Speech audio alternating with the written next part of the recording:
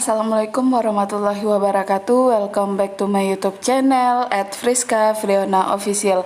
Halo adik-adik semuanya, ketemu lagi nih dengan kakak Kak Ika di edisi khusus menjelang UAS. Nah, kali ini kakak mau bantu share tentang soal UAS IPS kelas 7 SMP semester 1.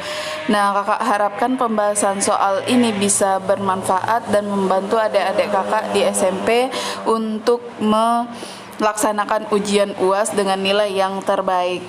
Tidak tertutup kemungkinan kakak juga nanti akan membahas kisi-kisi soal UAS sejarah atau sosiologi maupun geografi. Oke, kakak langsung saja mulai. Kita mulai dari soal nomor 1. Di sini kondisi yang perhatikan faktor jarak dan biaya dalam interaksi ke ruangan disebut A. Kesempatan antara, B. Kemudahan transfer, C. Saling melengkapi, atau D. Untung rugi. Apa nih menurut kalian kata kuncinya kondisi yang memperhatikan faktor jarak dan biaya? Nah, langsung saja di sini jawaban untuk soal nomor 1 itu adalah yang A atau kesempatan antara. Jadi di sini jika ada kota A itu berdagang sayur, kota B berdagang ayam. Nah, lalu biasanya orang kota A harus ke kota B untuk membeli ayam. Ketika muncul kota C di pertengahan antara mereka, nah itu jadi lebih mempermudah faktor jarak dan biaya, dan dia menjual ayam, pasti orang lebih memilih kota C. Nah, soal nomor 2, pernyataan berikut yang menunjukkan interaksi ke ruangan adalah A. Nelayan turun melaut pada waktu dini hari, B. Seorang pegawai perusahaan setiap hari pergi kerja ke kota, C. Petani sayur membagikan hasil panen sayurnya ke tetangga-tetangga, D. Ayah biasanya memanfaatkan waktu luangnya dengan pergi memancing ke sungai. Nah, faktor interaksi antaranya artinya yaitu adalah hubungan antara dua orang. Nah, jadi kira-kira apa nih menurut adik-adik? Pasti kalian sudah lama ya belajar interaksi ke ruangan ini. Jadi jawaban yang tepat itu adalah B. Seorang pegawai perusahaan setiap hari pergi kerja ke kota. Jadi di sini beliau mungkin dari wilayah luar kota atau daerah pinggiran kota lalu pergi ke kota untuk bekerja. Itu yang disebut dengan interaksi ke ruangan. Tapi kalau nelayan turun melaut itu tidak gitu, karena memang pekerjaan nelayan itu di wilayah laut. Yang C, petani sayur membagikan hasil panennya ke tetangga, juga tidak, itu bentuk berbagi. Yang D, ayah biasa memanfaatkan waktu luang memancing, juga tidak.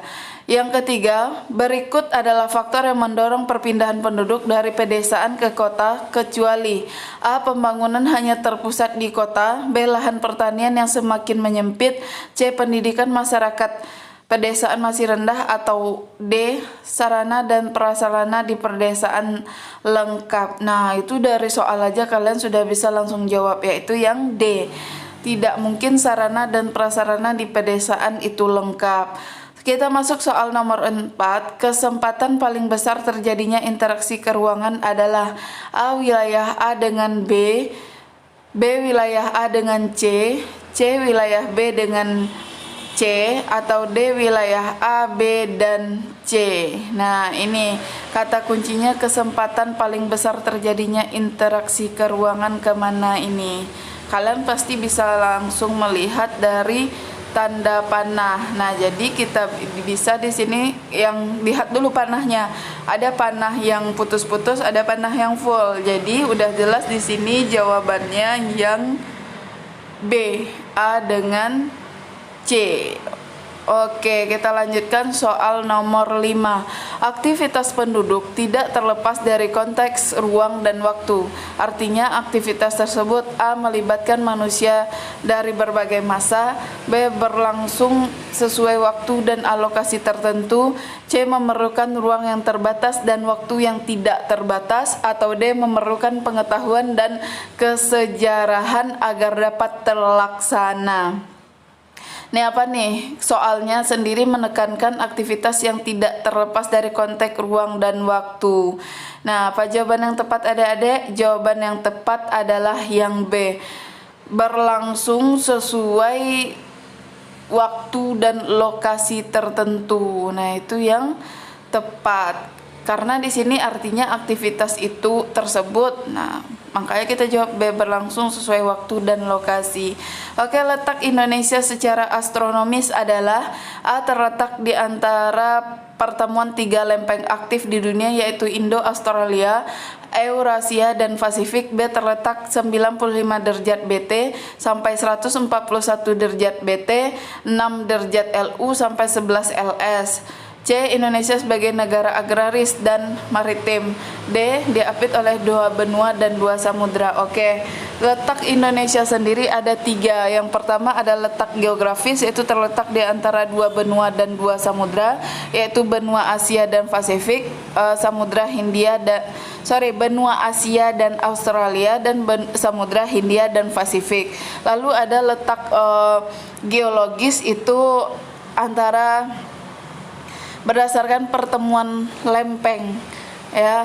Nah, yang terakhir ada letak astronomis, itu berdasarkan garis lintang utara, lintang selatan, bujur dan bujur timur. Jadi di sini jawabannya itu yang B.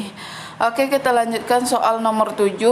Pada peta di atas, wilayah Indonesia dibatasi oleh lintang, yaitu 23.5 derajat LU dan 23.5 derajat LS yang termasuk ke dalam ciri-ciri wilayah tropis dengan ciri-ciri sebagai berikut, kecuali A, menerima penyinaran matahari sepanjang tahun. B, banyak terjadi penguapan sehingga kelembaban udara cukup tinggi.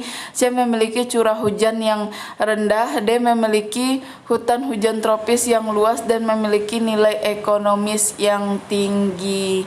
Jadi apa kecualinya, adik-adik? Jawaban yang tepat adalah yang C, memiliki curah hujan yang rendah, karena di Indonesia kita memiliki curah hujan yang tinggi dan berlangsung sepanjang tahun. Nomor 8. Berikut adalah dampak positif letak geografis Indonesia terhadap aspek ekonomi, kecuali A, terbukanya lapangan pekerjaan bagi penduduk di sekitar pelabuhan. B, menjadikan wilayah Indonesia beriklim tropis dengan suhu udara yang stabil. C, mendapatkan berbagai macam jenis barang sebagai akibat perdagangan internasional. Atau D, letaknya yang strategis sehingga menjadi jalur lalu lintas pelayaran dan perdagangan.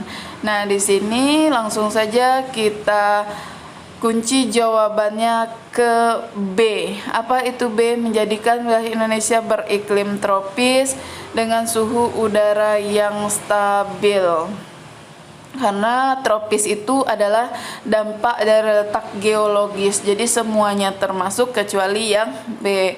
Nomor 9. Penyebab Indonesia memiliki tanah yang subur secara geologis adalah A, Indonesia dilalui oleh dangkalan Sunda dan dangkalan Sahul. B, sering muncul gunung api di tengah laut. C, aktivitas gunung api yang menghasilkan tanah vulkanik. D, Indonesia memiliki keanekaragaman hayati, yaitu flora dan fauna yang tinggi. Apa kira-kira penyebab letak geologis nih? Langsung saja kita kunci jawabannya di C. Apa itu C? Aktivitas Gunung Merapi yang menghasilkan tanah vulkanik. Ya, karena dia kalau geologis itu intinya pergerakan lapisan gitu. Kalau geografis kan kalau geografis itu letak Indonesia antara 2 benua 2 samudra.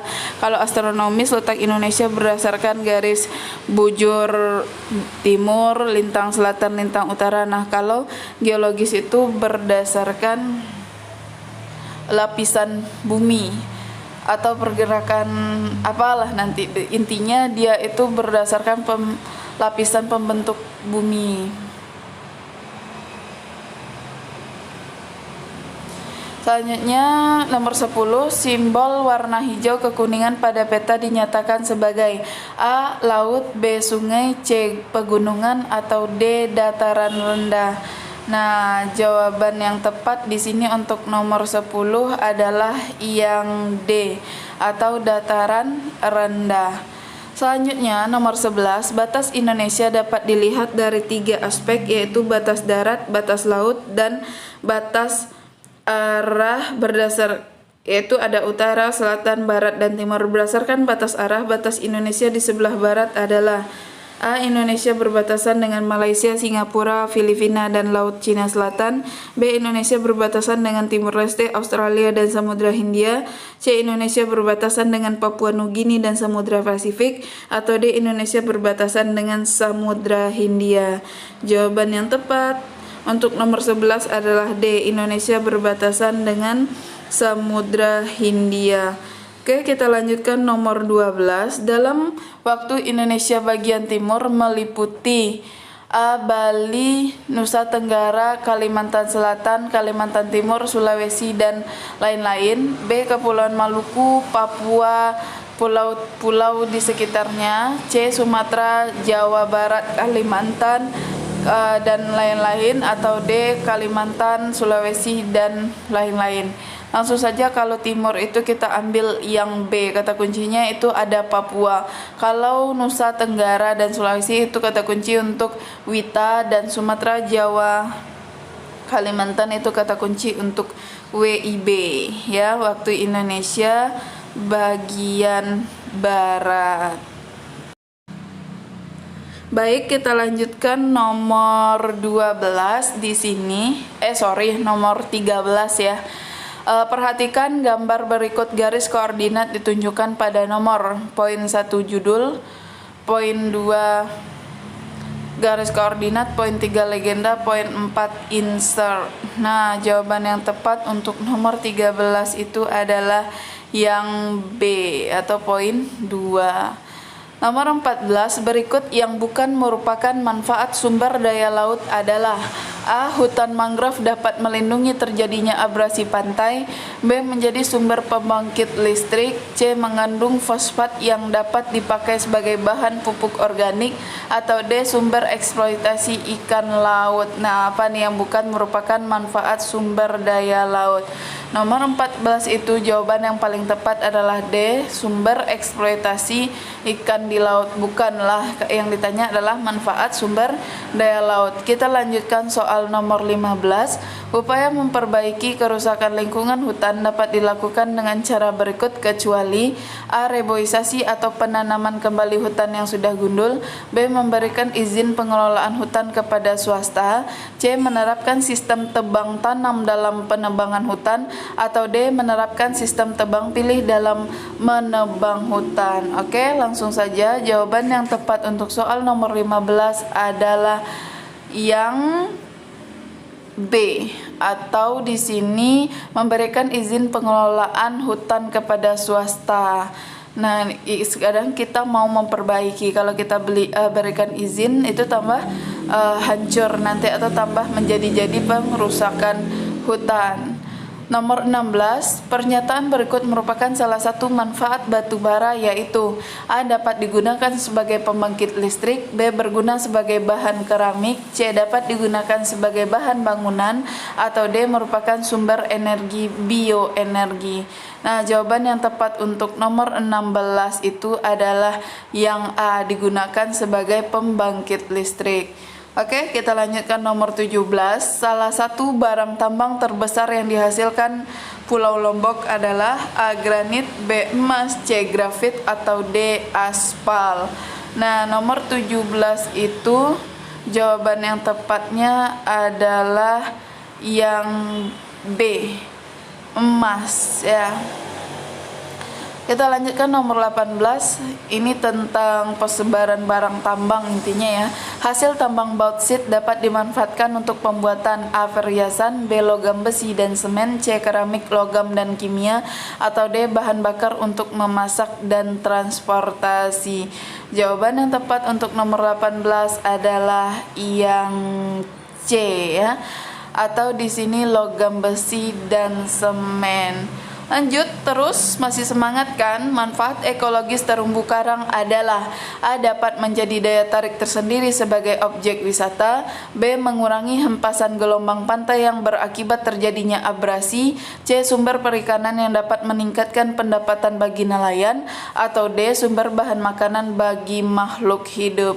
Nah, nomor 19 jawaban yang tepat di sini manfaat ekologisnya itu mengurangi hempasan gelombang pantai yang berakibat terjadinya erosi. Oke, soal terakhir nih nomor 20. Hutan mangrove berfungsi sebagai habitat tempat hidup binatang laut, misalnya itu tempat berlindung, mencari makan dan berkembang biak. Fungsi hutan mangrove tersebut adalah A. ekonomis, B.